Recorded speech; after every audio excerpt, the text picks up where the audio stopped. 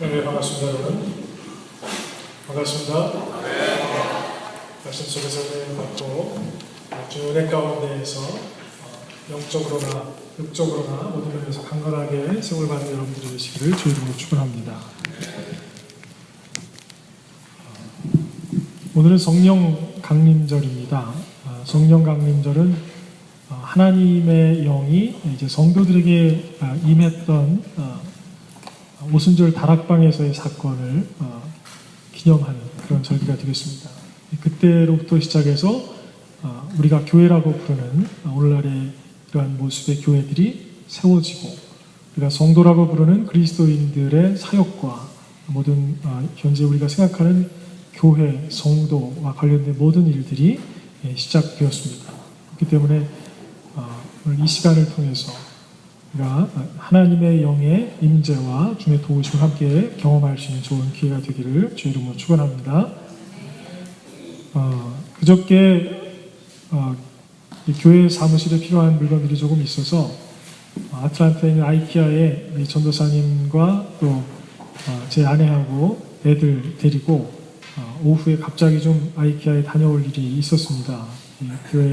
교회 학교와 문화학교를 위한 클로짓과 뭐 이런 것들, 그리고 사실 오피스가 생기고 나서 그동안 여러분들이 혹시 아시는 분 계셨는지 모르겠는데 그 오피스 안에 없는 게 특별한 게 몇 가지가 있었어요. 거울하고 시계가 없었습니다. 사실 뭐 저는 거울을 보나 안 보나 별 차이가 없기 때문에 상관은 없었는데 또 인물이 훤칠한 우리 전사님이 오니까 거울이 또 필요한 것 같습니다. 그래서 거울도 사고 이런 걸 이제 구입을 하러 오후에 같이 올라갔는데 날씨가 안 좋더라고요. 다 구입을 하고 저녁에 우리 베트남 국수라도 먹고 내려옵시다. 애틀란타 한가운데서 막 찾아서 겨우 다운타운에 있는 그곳 앞에 서서 내렸는데 비가 뭐 그냥 경상도 사투리 완전 억수로 비가 내리는데 잠깐 한 15m 정도를 뛰어갔다가 뛰어왔어요. 문이 잠겨갖고 다시 돌아왔는데 완전히 물에 빠진 생쥐처럼 돼갖고 차에 탔습니다. 그 상태로 밥도 못 먹고 내려오는데 하늘에서는 천둥 번개가 막 번쩍번쩍하고 정신이 없더라고요. 근데 그때 이제 딸 사빈이가 하늘이 막 번쩍번쩍하니까 이렇게 얘기를 했습니다. 하나님이가 위에서 사진을 찍나 봐. 이렇게 하더라고요. 그런데 하나님이가 왜 사진을 계속 찍지? 그러더라고요. 그래서 또 그게 말이 되나? 라고 생각을 하면서도 또 그 말 표현을 보니까 또 그런 것 같기도 하다. 그 아이 입장에서 보면 하나님이 하늘에 계신다라고 이제 어디서 들은 얘기가 있는 것 같은데 하늘에서 번쩍번쩍 하니까 하나님이 사진을 찍는 것 같은데 왜 사진을 한 번 찍으면 되지 계속 찍나? 이런 생각을 했겠죠. 한편으로는 귀엽게도 생각이 되고 아직 어려서 그렇구나 라는 생각을 했는데 조금 더 깊이 생각을 해보니까 그러면 저 아이가 생각하는 저 하나님에 대한 이해보다 우리의 이해가 더 나을까라는 생각을 하게 됐습니다. 우리가 지금 이해하고 우리가 믿는 하나님, 우리가 생각하는 하나님에 대한 우리의 판단이 정말로 맞을까라는 생각을 할 수밖에 없었어요. 예수 믿기 전에 우리가 생각하던 하나님과 또 예수를 믿다가 특별히 어떤 인격적인 만남을 통해서 우리에게 기적적인 사건을 통해서 만나셨던 하나님을 체험한 이후의 하나님, 또 그리고 나서 그때의 경험을 잊어버리고 이제 뭔가 신앙생활에 뜨거움이 식어져 버리고 뭔가 냉랭해지고 습관처럼 교회를 오고 가는 그런 상황 속에서 우리가 생각하는 하나님, 우리가 하나님이라고 부르지만 어쩌면 같은 하나님이 아닐 수도 있겠다는 생각을 해봅니다. 오늘날 많은 그리스도인들이 있습니다. 특별히 이상하죠. 이 태평양만 건너면 그리스도인의 비율이 높아집니다. 우리 한인들이. 특별한 것 같지 않습니까? 태평양을 건너서 미국 땅에 오면 그리스도인이 굉장히 많습니다. 왜 그럴까요? 다 저마다 이유는 다르겠지만 여러 가지 필요에 의해서 만남을 위해서 도움을 받기 위해서 기타 등 여러 가지 이유 때문에 교회에 인발부됐다가 교회를 다니게 되는 그랬던 경우가 많겠죠. 또 한편으로는 워낙 미국 생활에서의 절박함 속에서 정말 하나님을 만나야 되겠다는 간절함이 있어서 또 하나님께 매어달리게 되었던 어떤 그런 기회도 있었겠죠. 여러 가지 다 이유는 다르겠지만 특별한 어떤 만남이 있었을 것입니다. 그런데 간절함은 좀 많이 있는 것 같은데, 교회에서 우리가 만날 수 있는 한인들도 많이 있는 것 같은데, 그러나 아쉬운 점이 무엇이냐면, 그러나 우리의 삶에 정말로 중요한 어떤 시기 속에서 결정적인 어떤 문제를 경험한, 우리 인생의 갈림길에서 기도해야 되고 하는 그 시점에서 많은 성도들이 하나님을 향해서 이렇게 이야기합니다. 하나님은 도대체 어디 계시는 겁니까? 저는 지금 이렇게 바쁘고 너무나 힘들고 육신적으로도 피곤하고 경제적으로도 어렵고 인간관계 문제에서도 돌파구를 잘 찾지 못하고 도대체 뭘 어떻게 해야 되는지 잘 모르겠는데, 성경에 나오는 인물들은 그렇게 잘 만나주시고 그들의 삶에 개입하셔서 다 문제도 해결해 주시는데 왜 오늘을 살아가는 나의 삶의 현장에는 하나님 찾아오시지도 않고 불러주시지도 않고 도대체 어디 계시는 겁니까? 라고 하는 그러한 넋두리 아닌 넋두리를 하게 되는 경우가 참 많이 있는 것 같습니다. 사실 이러한 우리들의 생각은 오늘을 살아가는 수많은 사람들의 일반적인 모습이 아닌가 생각이 듭니다. 저나 여러분이나 하나님에 대해서 온전한 어떤 이미지를 가지고 있다고 어떻게 우리가 말하겠습니까? 사실 우리가 아는 하나님은 우리가 그냥 그려본 하나님일 수도 있고, 아니면 우리가 이해할 수 있는 어떤 이성의 한계, 우리가 공부하고 배운 어떤 말씀이라든지 어디서 누구에겐가 들은 이야기라든지 우리가 경험하고 들은 그 안에서만 우리가 하나님에 대해서 말하고 있는 것일 수 있죠. 그런 의미에서 말하자면 사실 애초부터 우리가 하나님에 대해서 100% 옳게 설명한다라고 하는 것은 불가능할 것이고, 우리가 피조물인 우리가 하나님을 이해할 수도 볼 수 없다면 어쩌면 하나님이 도대체 뭘 하고 계시는가 궁금하긴 하겠지만 우리가 그 하나님을 만나지 못하는 것도 당연하겠다, 이런 생각을 해봅니다. 그런 경우 있지 않습니까? 너무 가까이 있어서 보지 못하는 경우. 정말로 큰 어떤 건물이나 이런 거는요, 바로 앞에 있으면 그 건물 이름이 보이지도 않고, 어느 건물 앞에 있는지 잘 알지 못하고 왔다 갔다 하다 보면 바로 앞에 있으면서도 어디 있는지 모를 때가 있습니다. 아이들이 아직 키가 작고 어릴 때는요, 엄마가 옷을 다른 걸 갈아입고 나타났는데 바로 옆에 있는데 너무 바로 앞에 있으니까 엄마라고 생각을 못하고 엄마 어디 있냐고 울 수도 있습니다. 그러나 못 보고 자기가 생각하는 엄마가 아니고 자기가 생각했던 옷을 입은 엄마가 아니라고 해서 엄마가 없다고 말할 수는 없습니다. 사실 어쩌면은 아까 사빈이 얘기를 했지만 사빈이가 생각하는 하나님처럼 우리가 생각하는 하나님은 그냥 뭔가 신비스러운 어떤 곳에 계시면서 특정한 때나 나타나시고 성경 말씀을 주셨고 그 말씀의 율법에 따라 행동하지 않으면 그때마다 나타나셔서 심판하시는 그 무서운 하나님일 수도 있을 것입니다. 우리가 필요할 때는 안 나타나시고 두렵게만 나타나시는 하나님일 수도 있다는 얘기입니다. 그러나 그거는 우리의 어리석은 어린아이와 같은 생각일 수 있을 것입니다. 그러면 실질적으로 하나님은 어떤 분이시겠습니까? 우리가 일상에서 경험하기 힘든 그 하나님은 도대체 지금 뭘 하고 계시겠습니까? 이것은 굉장히 오랜 인류 역사 속에서 오랜 우리의 질문이고, 그것이 특별히 이 시대를 살아가는 우리들에게서는 더 특별한 문제가 아닌가 생각이 듭니다. 왜냐하면 세계 가운데서도 가장 자본주의와 개인주의와 어떤 물질 만능주의 이런 것들이 팽배해 있는 그러한 시대와 문화 속에 우리가 지금 살고 있잖아요. 미국이라고 하는 곳은 특별히 더 심한 곳이고, 그래도 한국은 같이 붙어서 사는 사람들이 많은데 여기서는 다 각자 혼자 떠있는 섬처럼 그렇게 살아가지 않습니까? 사실 그래서 너무나 개인주의적인 그런 문화 속에 살다 보니까 우리의 어떤 가정과 우리의 어떤 삶의 규칙과 신앙에 있어서도 우리만의 신앙생활과 이런 것을 누가 뚫고 들어오거나 그것을 개입하려고 하거나 간섭하려고 할 때 잘 불편해하고 별로 좋아하지 않는 게 우리의 오늘날의 모습인 것 같습니다. 사실 과거의 서부 유럽에서는 이제 로마 시대에 순교자들도 많이 나오고 했지만 이 콘스탄틴 황제 이후에 기독교가 국교화되고 나서 로마 제국 안에서 태어나는 모든 아이들은 그냥 자동적으로 크리스찬이 되는 일들이 생기게 됐죠. 그래서 교회는 점점 날로 커지고 교회 건물도 굉장히 웅장하게 세워지고 나라의 모든 일들은 크리스찬의 그 마땅한 어떤 삶의 규칙과 이런 것과 연관돼서 크리스찬의 어떤 덕목이 일상생활로 들어오는 그런 일들이 생겼습니다. 모든 게 다 잘 풀려야 되는데 문제는 이제 과학이 발달하기 시작하면서 우리가 살던 시대가 완전히 다른 시대로 막 돌아가기 시작했습니다. 산업혁명도 일어나고 이제 과학자들이 아주 새로운 발견과 어떤 결과물들을 내놓게 되면서 우리가 살아가는 시대가 완전히 예상하지 못하는 시대로 바뀌기 시작했죠.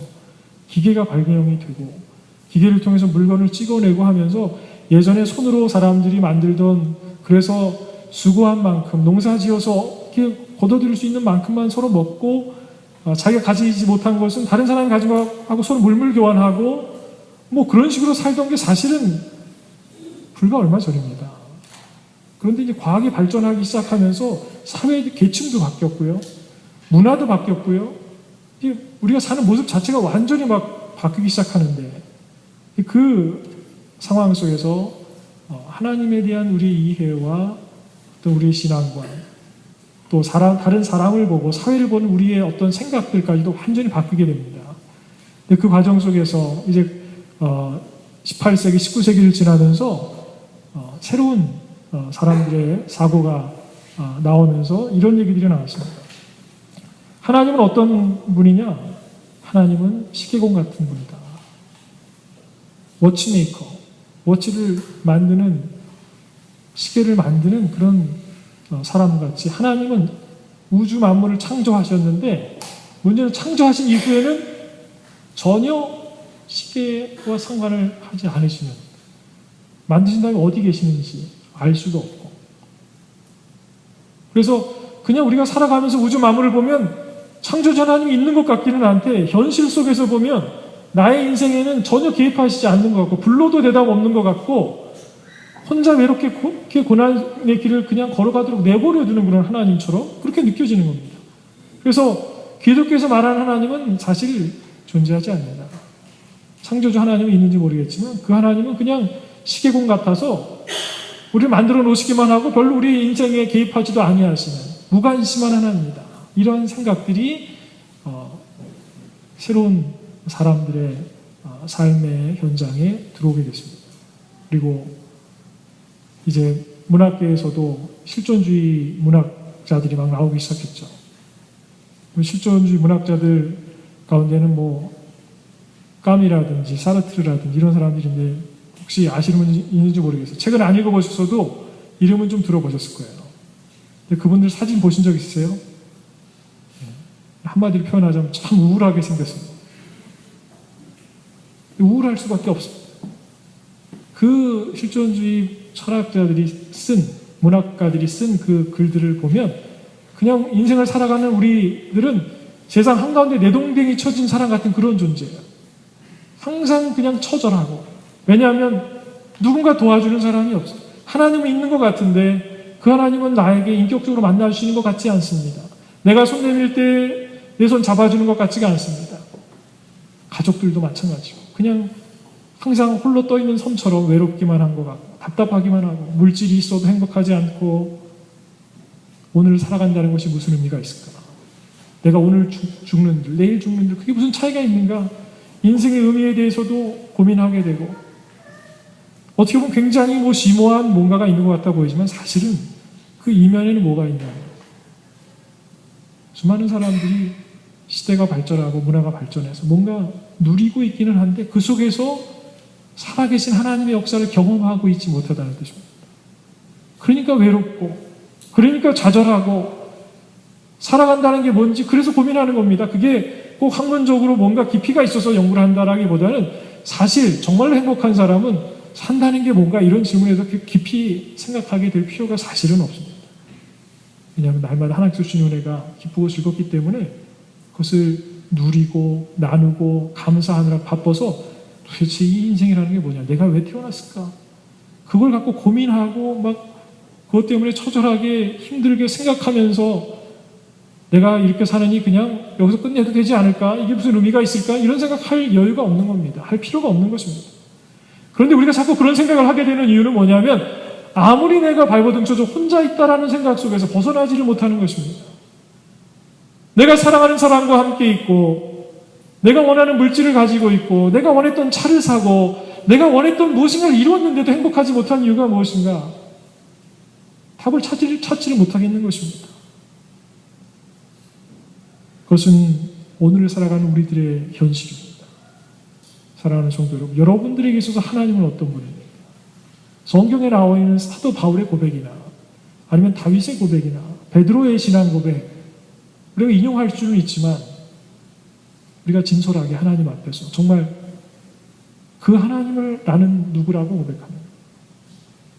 문제의 현장 앞에서 갈등하고 힘들어하고 어려워하는 그 현장 속에서 여러분들은 하나님을 누구라고 생각하고 어떻게 믿으십니까? 이 시간을 통해서 도대체 하나님은 뭘 하고 계신 걸까라고 생각했던 우리의 의심으로부터 다시 내 옆에 계시는구나. 그분이 나와 함께 하시는구나. 그분이 나에게 능력을 주시는구나. 주님의 능력을 경험하고 주님의 은혜 가운데 다시 들어갈 수 있는 여러분들이 되시기를 주 이름으로 축원합니다. 말씀을 두 가지로 나눠서 살펴보려고 합니다. 첫 번째는 우리가 믿는 그 하나님은 우리와 함께 하시는 하나님이다라고 하는 것이고, 두 번째는 그 하나님이 우리에게 능력을 주시는 하나님이다 라는 내용입니다.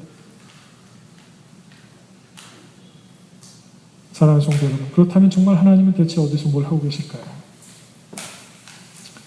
우리와 함께 하시는 하나님에 대해서 말씀을 나누겠습니다. 한 달 전에 제가 한국에 7년 만에 다녀왔는데 오랜만에 아버님과 어머님을 뵈면서 이제 예전에 사시던 인천에서의 생활을 마무리하시고 거기서 거의 4, 50년 이상을 인천에서 사셨는데 갑자기 충청도로 내려가서 사시니까 거기서 도대체 뭘 어떻게 하고 사시는가 저는 눈으로 볼 수도 없고 걱정하다가 그곳에 가서 뵀습니다. 그냥 제 개인적인 생각으로만 막내 아들이 힘들고 좀 어려워지시고 경제적으로도 그렇고 건강으로도 그렇고 또 인간적으로 좀 외로움을 타실 수밖에 없는 그런 시기인데 미국에서 혼자 그냥 저만의 인생을 살아가는 것 같고 부모님들 위해서 뭔가 하지 못하는 것 같아서 죄송스럽기도 하고 한국 들어가서 보면서 두 분은 도대체 뭘 하시나 어떻게 지내시나 생각했는데 그곳에 가서 뵈고 나서 제가 깨달은 건 한 가지는 뭐냐면 저에게 있어서 부모님 멀리 떨어져 계신 분이었는데 제가 그곳에서 만난 저희 부모님은 저하고 항상 함께 하시는 분이었습니다. 제가 가끔 설교하면서 두 분이 새벽에 기도하시는 내용 말씀드린 적 있죠.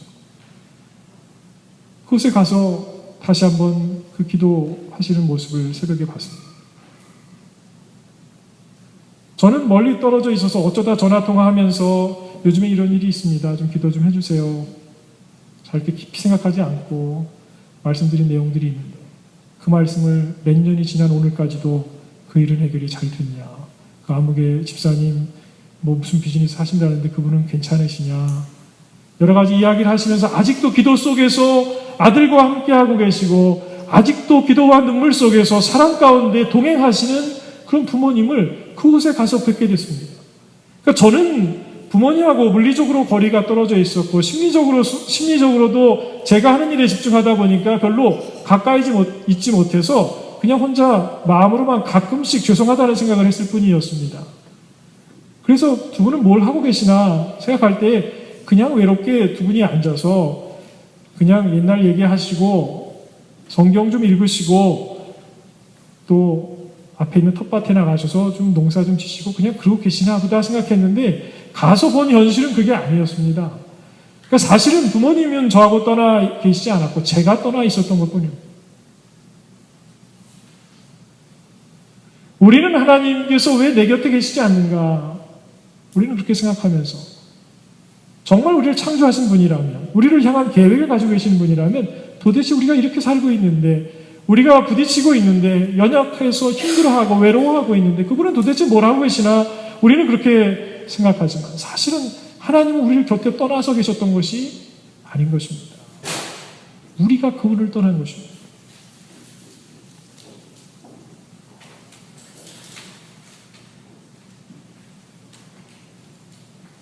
사람들은 정말 지긋지긋하리만큼 하나님이 우리 인간을 얼마나 사랑하고 계신지 깨닫지 못하고 그냥 막연하게 무서워하거나 또 홀로 있다고 생각해서 외로워하고 짜증을 내고 여전히 그러면서도 힘들다고 하면서도 자기 방식만을 고집하면서 예수를 믿고 찬양하고 하는 신앙생활의 방법까지도 그저 자기만의 방식, 자기의 편한 대로 생각하고 자기의 편한 대로 예배드리고 하나님이 어떻게 받으실지, 하나님이 원하시는 것은 무엇일지 생각하지 아니하고 그저 자기 방식 속에서 자기 원하는 대로 기도하다가 하나님을 만나지 못했다고 자꾸 외로워하고 힘들어하는 것입니다.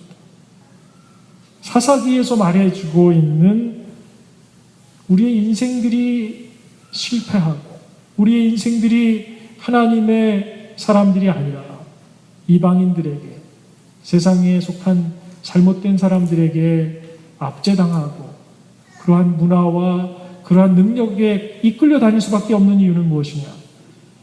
사사기에 계속 반복되는 말씀이죠.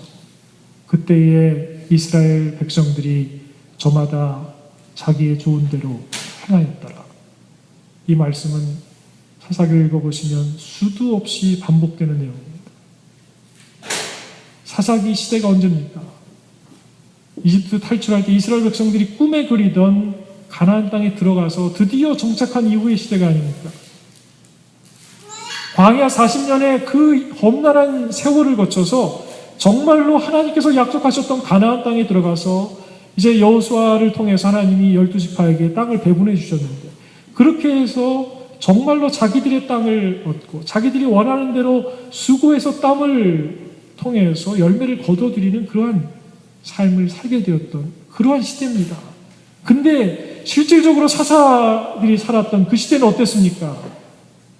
어떻게 보면 이스라엘 역사상 가장 어두운 시기 중에 하나라고 말을 해도 과언이 아닙니다.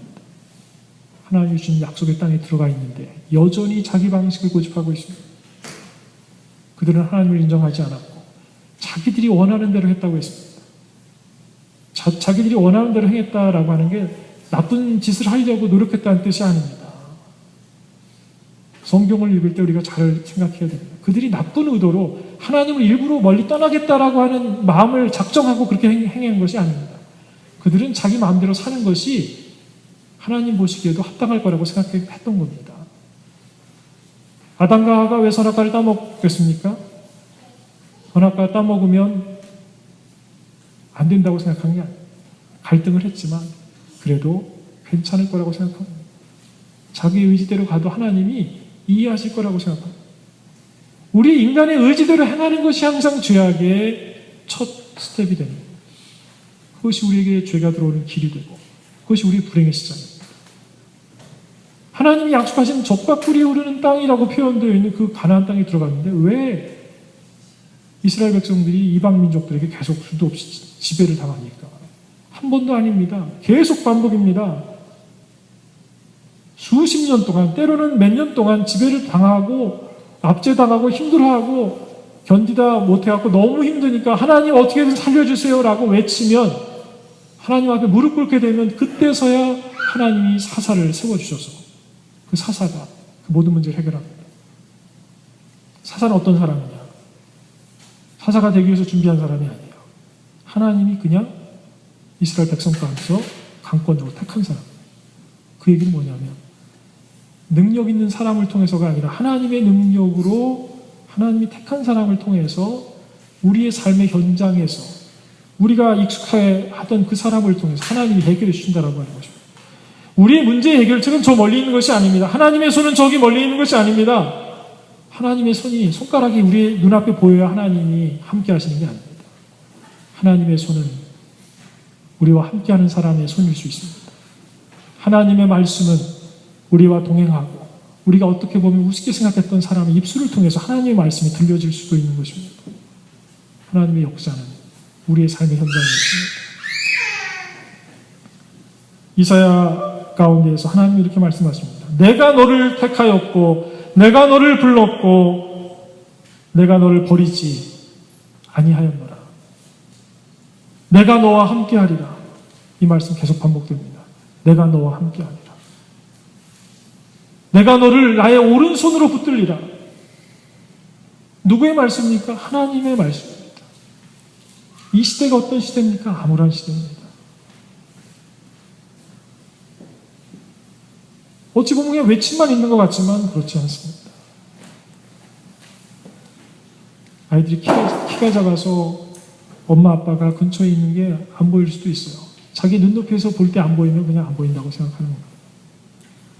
그러나 아이들이 보지 않는다고 해서 엄마가 아이들 그냥 내버려 두고 있는 게 아닙니다. 잠자면서도 부스럭 소리만 나도 얘가 어제도 열이 났었는데 괜찮을까? 부스럭 소리만 나도 가서 머리에 손 얹어보는 게 사랑하는 엄마와 아빠의 모습입니다. 아이는 무슨 일이 있었는지 모르는데 그냥 밤새 잡니다. 밤새 혼자 잔 것 같지만 부모의 사랑과 함께 잔 것입니다. 우리가 혼자 길을 가면서 혼자 외로워한 것 같지만 그 자리에 하나님은 떠나신 적이 한 번도 없었던 것입니다. 우리는 그 사실을 잊은 채 자꾸 불평과 불만을 일삼게 되는 경우가 많은 것입니다. 사랑하는 성도 여러분, 우리가 믿는 하나님은 어떤 하나님입니까? 저 높은 보좌에서 혹시 잘못하기만 하면 그냥 위에서 벼락이라도 치시려고 벼락을 손에 들고 계시는 분이 아닙니다.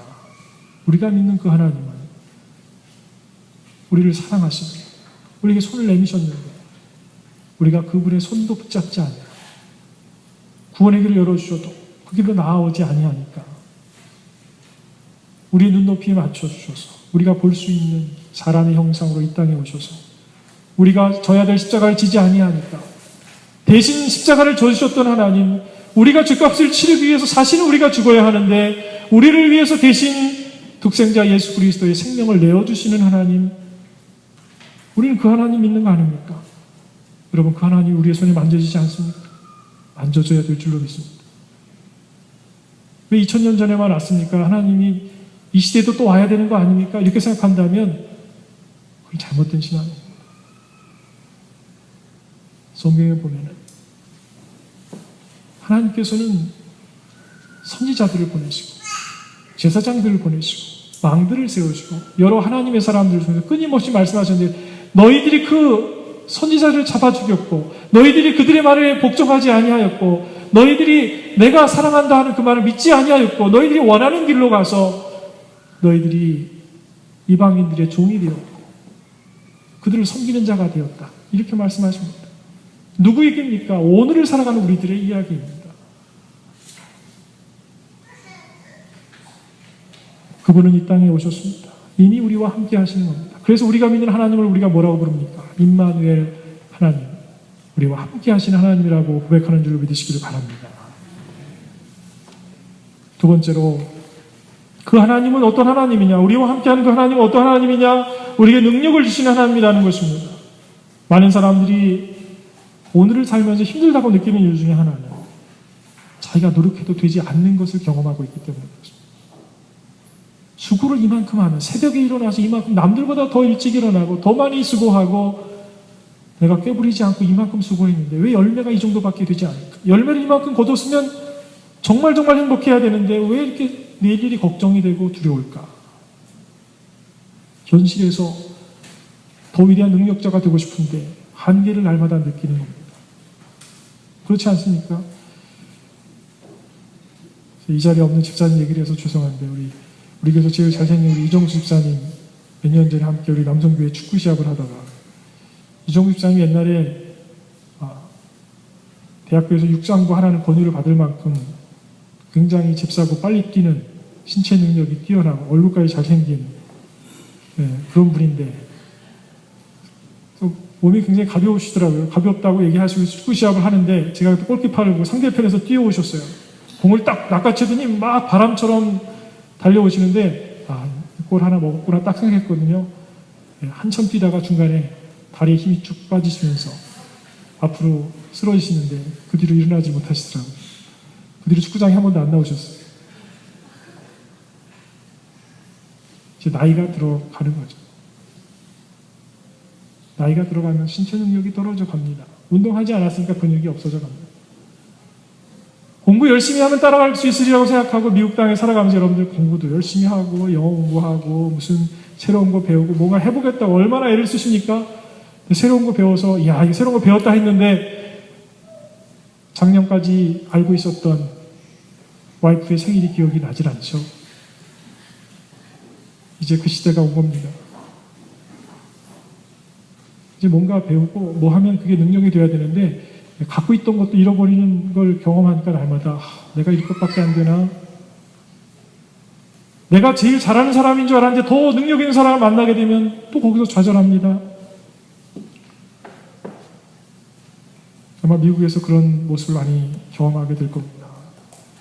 한국에서 잘 나갔다는 사람, 똑똑하다는 사람 여기 왔는데 그래서 내가 박사학위도 몇 개가 있고 이것도 할 수 있고 저것도 할 수도 있고 내가 명문대학을 나왔고 막 그랬는데 박사학위 3개, 4개 가진 사람도 있어요. 그냥 좋은 집 나는 갖고 있었는데 그냥 좋은 집이 아니라 TV나 매거진에서나 볼 수 있는 그런 집을 가진 사람들이 이 시대에 같이 살고 있거든요. 우리는 그냥 좋은 차 타고 휴가 다니고 그러면 그냥 정말 잘 사는 사람이라 그랬는데 정말 부자들은 헬기 타고 다니거든요. 요트 타고 다니거든요. 좌절합니다. 그 앞에서. 여러분, 우리 능력의 한계가 어떻겠습니까? 애초부터 우리에게는 애초부터 능력이 없습니다. 성경을 잘 읽어보십시오. 우리의 호흡부터 모든 것이 하나님께로부터 왔습니다. 하나님이 인간을 창조하시고 나서 인간에게 숨을 불어넣으셨을 때 생명이 되었다고 했습니다. 우리의 생명부터가 하나님께서 주신 호흡에서부터 시작했습니다. 우리가 무엇인가 할 수 있다면 그것은 하나님께로부터 온 것입니다. 하나님이 우리에게 주시지 아니하십니다. 어떤 것도 능력이 될 수가 없습니다. 그것은 과거나 오늘이나 미래나 바뀌는 것이 아닙니다. 한참 일하고 나서 땀 흘리고 집에 와서 보니까 거울에 비친 우리들의 모습은 죄송합니다만 다람쥐 쳇바퀴 돌다가 다람쥐가 쳇바퀴에서 내려오고 나서 뒤돌아본 모습이에요. 뭔가 열심히 했는데 남는 것은 하나도 없어요. 아침부터 저녁까지 뛰었어요. 내려와서 보니까 돌기는 했는데 수고한 것 같은데 앞에서 사람들이 좋아하고 박수 쳐준 것 같았는데 내려와서 보니까 남은 건 아무것도 없거든요. 이게 오늘을 살아가는 우리들의 모습이 되고 있습니다. 업원에서 열심히 수고하고 일하는 사람들이 얼마나 많이 있습니까? 저는 예전에 직장 생활을 하시는 분들에 대해 이렇게 깊이 생각해 본 적이 없는데 업원에 와서 직장 생활을 정말 힘들게 어렵게 하시는 우리 성도들의 모습을 보면서 참 힘들게들 사는구나. 우리 남편들이, 우리 아버지들이 정말 힘들게 어렵게 수고하는구나. 이런 모습을 보게 됩니다. 그 모습이 바로 우리의 모습 아니겠습니까? 수고와 땀의 노력의 대가가 행복해야 되는데 왠지 내가 이렇게 계속 사는 게 옳은 것일까라는 질문이 생길 때가 있지 않습니까? 왜 그렇습니까? 저는 근본적인 질문을 드리고 싶습니다. 그건 이 동네가 먹고 살기 힘들어서가 아닙니다. 여러분들이 그것 때문에 다른 회사로 옮기고 그것 때문에 다른 동네로 이사가고 한국으로 다시 돌아가도 똑같은 고민을 계속하게 될 것입니다. 정도 차이가 있다고 할지라도 똑같은 고민을 계속할 것입니다. 왜 그렇습니까? 애초부터 능력을 우리가 만들어내려고 했기 때문입니다. 내가 능력을 쌓아서, 내가 내 지식을 쌓아서, 내가 힘을 키워서, 내가 능력자가 돼서 내가 차지하고, 내가 기뻐하고, 내가 누릴 수 있을 것이라 생각했는데 그게 아니라는 것을 좀 더 인생에 깊이 들어가면 들어갈수록 체험하게 되는 것입니다. 한계를 느끼면 느낄수록 좌절하는 것입니다.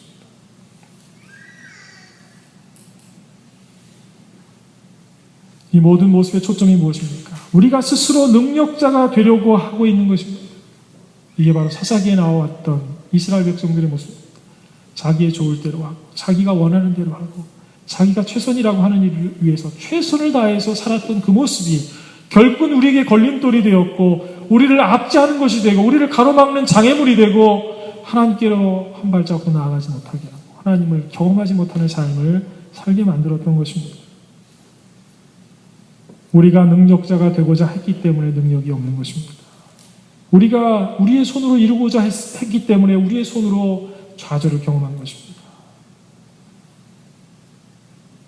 애초부터 우리의 호흡과 생명과 능력과 기쁨과 행복과 모든 것들, 우리의 필요한 모든 것들이 다 하나님께로부터 왔다라고 하는 것을 우리가 인정해야 됐던 것입니다.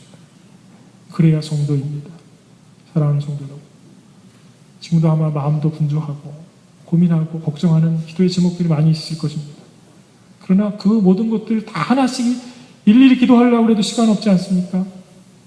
그게 중요한 게 아닙니다. 그걸 다 내려놓고 하나님의 옷자락을 붙들 수 있는, 여러분의 삶의 현장에서 능력 주시는 그분을 인정할 수 있는 여러분들이 되시길 바랍니다.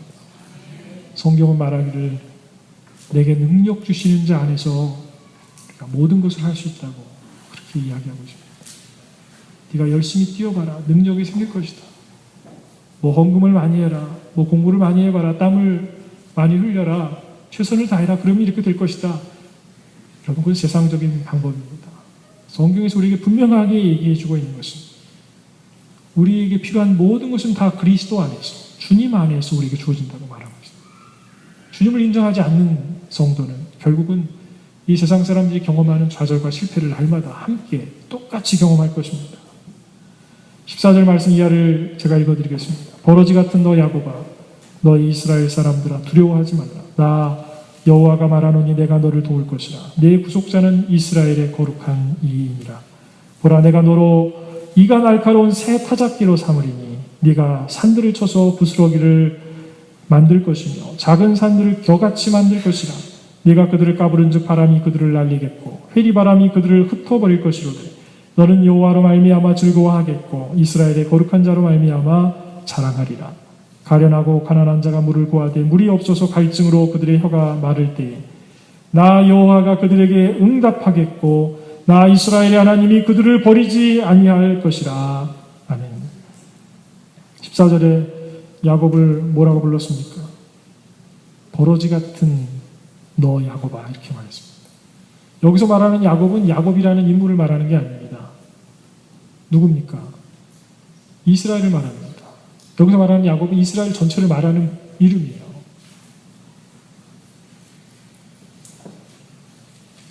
이스라엘을 향해서 말했다면 그 얘기는 오늘 이 말씀을 읽는 우리에게는 누구를 향한 말씀입니까? 여기서 버러지는 누굽니까? 대답을 못하세요. 여기서 말하는 버러지가 누굽니까? 우리를 말하는 것입니다. 여기서 말하는 이스라엘, 여기서 말하는 야곱은 하나님의 백성을 말합니다. 우리를 말하는 겁니다. 근데 원어에 더 가까운 번역은 그냥 버러지가 아닙니다. 지렁이입니다. 지렁이. 이 지렁이 같은 녀석아, 이렇게 얘기하고 있는 겁니다. 온 우주 만물 가운데에 인간이라고 하는 존재, 그 수많은 잘난 사람도 있고 못난 사람도 있는 이 존재 가운데 우리 나라고 하는 존재는 어디에 서 있습니까? 우주 가운데 먼지만큼도 헤아리기가 어려운 존재 아니겠습니까? 하나님이 우리를 무시하셔서 하시는 말씀이 아닙니다. 실질적인 우리의 모습을 보게 하시는 것입니다. 이 버러지 같은 야곱아 라고 말씀하셨지만 이어지는 말씀은 무슨 내용입니까? 두려워하지 말아라. 네가 버러지와 같을지라도, 네가 먼지와 같을지라도, 네가 인정받지 못할지라도, 네가 홀로 고난 속에서 이렇게도 저렇게도 하지 못하는 유한한 존재라 할지라도 내가 도울 것이다. 내가 내 오른손으로 너를 붙들 것이다. 이렇게 말씀하시는 것입니다. 우리는 그 말씀을 이해하고 하나님의 은혜 속으로 뛰어들어야 될 줄로 믿습니다. 오늘의 말씀을 잘 보시면 특별한 비유가 하나 나오는데 사실 오늘의 시대에는 잘 맞질 않죠. 혹시 농사를 짓다 오신 분들이 이 말씀을 읽으면 가슴이 확 닿으실 거예요. 새 타작기 얘기가 나오거든요. 농사를 짓는 사람들에게 타작을 할 때 직접 다 까불러서 하려고 하면 얼마나 힘든 일이겠습니까? 그 시대의 이 얘기는 최첨단의 이야기예요. 다 손으로 하던 시대에 여기에 새 타작기 얘기가 나오죠. 이 새 타작기에 이가 날카로운 새 타작기를 사용해서 타작을 하니까 앞에 산과 같은 것이 있을지라도 어떻게 한다고 했습니까? 그 산들을 쳐서 부숴버릴 것이라고 했습니다. 작은 산들은 겨같이 만들 것이라고 했습니다. 이게 무슨 얘기예요? 버러지 같은 존재를 할지라도 하나님이 능력 주시면 산과 같은 장애물이 우리 앞에 처할지라도 어떻게 된다는 것입니까? 새 타작기와 같이 날카로운 이를 가진 우리가 그 산 같은 것들을 다 갈아버릴 수 있는 능력자가 된다는 뜻 아니겠습니까? 주님이 우리에게 주시는 능력은 그러한 능력인 줄로 믿으시기를 바랍니다. 이 얘기를 잘못 읽으면 그래 맞아 나는 그냥 지렁이 같은 존재야. 내가 살아도 뭐 내가 밥 새끼나 왜 괜히 꼬박꼬박 먹는지 모르겠어. 이런 소리 하지 마십시오. 그럼 정말 어리석고 바보 같은 인생들이 하는 얘기입니다. 정말로 깨달은 사람은 그렇게 얘기하지 않습니다. 정말로 깨달은 사람은 그럼에도 불구하고 하나님이 지렁이와 같은 나를 삼으셔서 나를 붙드셔서 주의 일꾼으로 삼으시고 나를 능력자를 삼으셔서 당신의 능력이 당신의 축복이 흘러가는 통로로 삼으셔서 나를 주님의 선한 도구로 삼으셔서 당신의 일을 행하신다. 그러므로 나는 이제 거듭난 인생이다. 예수 그리스도 안에서 주를 온전하게 믿는 사람들은 축복의 언어로 자기의 연약함을 재해석하게 될 줄로 믿습니다. 우리에게 새 타작기를 만들 수 있는 능력을 주신다고 한 게 아니에요. 우리 자신을 망가진 것 같고 연약한 것 같고 부족한 것 같은 우리를 하나님이 바꾸셔서 능력자가 되게 하신다는 것 아니겠습니까? 사랑하는 성도 여러분, 주님의 능력을 간구하시는 여러분들 되시기 바랍니다. 성령이 함께 하시는 것을 받아들이는 것, 이것이 오늘을 살아가는 우리 시대의 진정한 신앙입니다. 정령 강림주의. 2000년 전에 교회가 처음 세워질 때의 모습을 한번 상상해 보십시오. 그들은 무능했습니다. 예수 그리스도를 몰랐습니까? 그들이 예수 그리스도 십자가를 몰랐습니까? 부활하신 주님을 만난 사람들이었습니다. 그들은 예수님께 제자 양육을 받은 사람이었습니다. 기적의 현장에서 수많은 역사가 일어나는 것을 보았던 사람들입니다.